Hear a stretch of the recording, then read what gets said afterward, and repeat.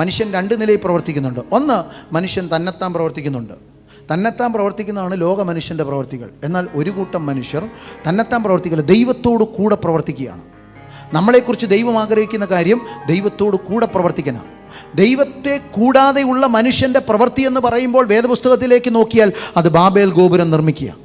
ദൈവത്തെ കൂടാതെയാണോ നീ പ്രവർത്തിക്കുന്നത്? നിന്റെ പ്ലാനും പദ്ധതിയൊക്കെ ദൈവത്തെ കൂടാതെയാണ് ഉള്ളതെങ്കിൽ, സ്നേഹിത, സഹോദര, സഹോദരി, ദൈവത്തിൻ്റെ മകനെ, ദൈവത്തിൻ്റെ മകളെ, അത് തകർക്കപ്പെടും. അത് പൂർത്തീകരിക്കാൻ നിനക്ക് പറ്റത്തില്ല. ആമേൻ, ഹല്ലേലൂയ. അത് ദൈവത്തെ വെല്ലുവിളിച്ചുകൊണ്ടുള്ള ഒരു പ്രവൃത്തിയാ. ദൈവം നിന്നോട് കൂടെ പ്രവർത്തിക്കാൻ ആഗ്രഹിക്കുന്നത്.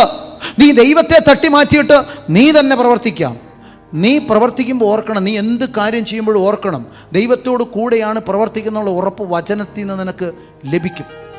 നീ ചെയ്യുന്നതിന് നീ മുമ്പോട്ട് പോകുമ്പോൾ നിനക്ക് ഈ വചനത്തിൽ നിന്ന് ഉറപ്പ് കിട്ടും. ഞാൻ ചെയ്യുന്നത് വചനപ്രകാരമാണ്, ഞാൻ മുമ്പോട്ട് പോകുന്ന വചനത്തിലില്ലാതെ നിന്റെ മനസ്സിലെ തോന്നലുമായിട്ട് നീ ലോകപ്രകാരം ഇറങ്ങി പ്രവർത്തിക്കാൻ നോക്കിയാൽ അതെല്ലാം വെറുതെയാകത്തേ ഉള്ളൂ.